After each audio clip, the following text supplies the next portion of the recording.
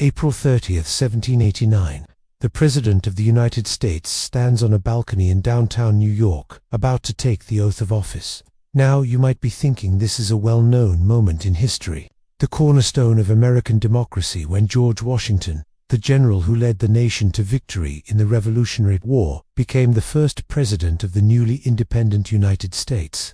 But if you've heard the traditional tale, there are two parts missing: the nearly disastrous journey to get there, and the shocking truth about what happened after the oath. I'm the host, and this is the first inauguration, part 2, an American journey. We interrupt this video to bring you the following breaking news alert. It's April, and the Continental Congress has unanimously voted General George Washington as the first president of the United States. Oh great, just let me finish up this poker game real quick. Nope, no time.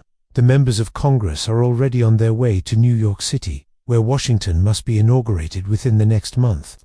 Well, I guess I'd better get going then.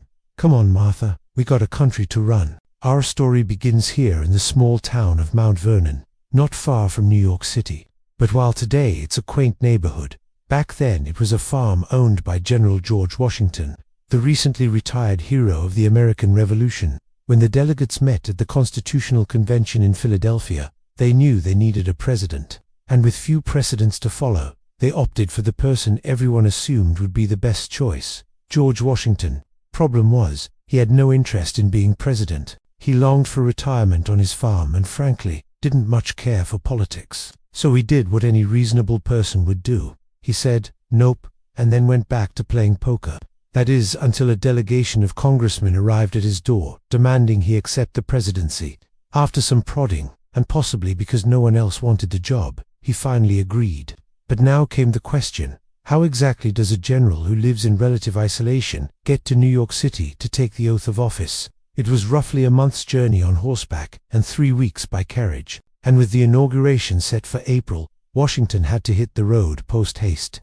Luckily, it was springtime and the weather was glorious, which couldn't be said of the roads. They were terrible. There were no paved highways in the late 18th century. Instead, drivers followed animal paths through fields and forests, smashing their carriages and jolting their riders over rocks and stumps.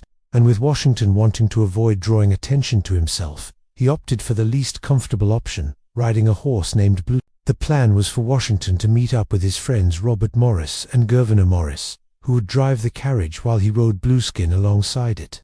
The Morrises lived in Philadelphia and owned an elegant carriage house, so Washington planned to meet them there. But once again, things did not go as planned.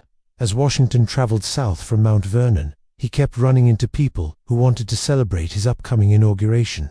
At each stop, crowds would gather to give him a hero's welcome, presenting him with gifts and speeches, and forcing him to ride in on a golden chariot pulled by 8 horses. And while these celebrations were flattering, they made travel impossible and exhausted both Washington and his horse. In the end, it took 4 days for Washington to reach Philadelphia, and upon his arrival, the Morrises insisted he stay with them for a few days to rest before continuing to New York. But even at their home, crowds gathered outside, shouting for the general to come see them, and desperate for solitude, Washington packed up and left that same night, traveling with a smaller entourage in the dark to avoid detection. Now, it turned out that this was a brilliant plan. Had they traveled during the day, word would have gotten out, and thousands of people would have shown up to greet them. But since the journey was kept secret, Washington arrived in New York unannounced, which was probably just as well, for the city wasn't ready for the inauguration, and certainly not ready for a massive crowd. See, at the time, New York was in the middle of an economic depression. People were still struggling from losses suffered during the war, and many businesses were simply too poor to afford decorating for the occasion. Nevertheless, Congress declared New York City the temporary capital of the United States and set up shop inside Federal Hall on Wall Street, which really more of a glorified stock exchange than a seat of government. In fact, just weeks before the inauguration, the building was being used as a counting room for merchants trading in pork bellies. So the first order of business for the city was to clear out all the pork and decorate the hall for the momentous occasion. It was also up to New Yorkers to put together a proper celebration for the new president. But aside from declaring April a public holiday and encouraging people to attend the inauguration, no plans were made. In fact, No one was even sure what the ceremony would look like because no one had ever planned one before. Ultimately, it fell to a committee headed by former New York Governor George Clinton to put together an inauguration program, and given they had less than a month to do it, you can imagine how much time they had to spare for historical accuracy. Clinton organized a parade starting at the corner of Wall and Broadway, then down to the Battery at the southern tip of Manhattan, where Washington would board a ship and sail up to what is today called Roosevelt Island. There, he'd take the oath of office from Chancellor Robert Livingston before thousands of spectators. Then, yes, you guessed it, another parade back to Federal Hall, where Washington would deliver his first address as president. And while this route is today associated with every presidential inauguration, it was really just a series of happy accidents. For instance, while Clinton wanted Washington to take the oath on the steps of Federal Hall, work was being done on the roof, so that wasn't an option. And so instead, he suggested the balcony.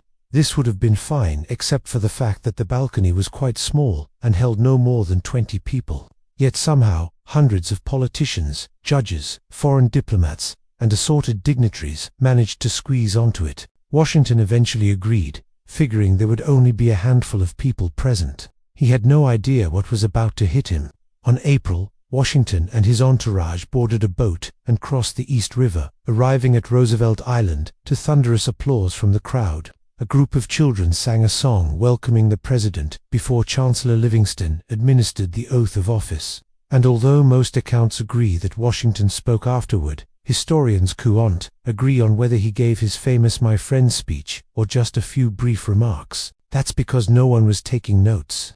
See, while hundreds of people witnessed the swearing-in, only one person wrote it down, and unfortunately, that person was more interested in writing a novel than preserving history. So his account is peppered with anachronisms and fanciful language that has made it impossible to pass fact from fiction. Nevertheless, we know that after leaving the balcony, Washington joined the crowd for the second parade back to Federal Hall, and it was here that the true pandemonium broke loose. According to one eyewitness, people rushed to the streets, eager to catch a glimpse of the president. Shops were shuttered, bells were rung, cannon fire boomed, and bonfires were lit. It was one of the greatest days in the history of New York. But while the crowds reveled in the street, Washington stood on the balcony, overwhelmed by the responsibility thrust upon him. His hand trembled as he reached for the Bible, and one historian claimed that he quietly added an oath of his own, promising to protect the Union and warning against the dangers of political parties. Once sworn in, Washington returned to Federal Hall where he delivered his inaugural address outlining his vision for the new government and asserting his belief in the power of the people. Then, finally, the moment so many had waited years to see was over. President Washington was inaugurated, and soon he would get to work forming a cabinet, appointing judges, and establishing the basic functions of the executive branch. And while these tasks are today taken for granted, back then there was no guidebook for such monumental decisions. Washington essentially created the modern presidency. Yet throughout all this, he was haunted by dreams of his beloved Mount Vernon. He missed the simple life he'd once lived and questioned whether he was up to the task before him. But regardless of how he felt, duty bound him to his post, and he would serve 2 full terms, setting the standard for presidential behavior and cementing America's new government. So what surprised you most about Washington's first inauguration? Did you know he added his own words to the oath, or that the balcony was barely big enough to hold everyone? Drop your thoughts in the comments below. And hey, if you're enjoying this series, please like the video and subscribe so you don't miss our next episode. Until then, I'll see you next time.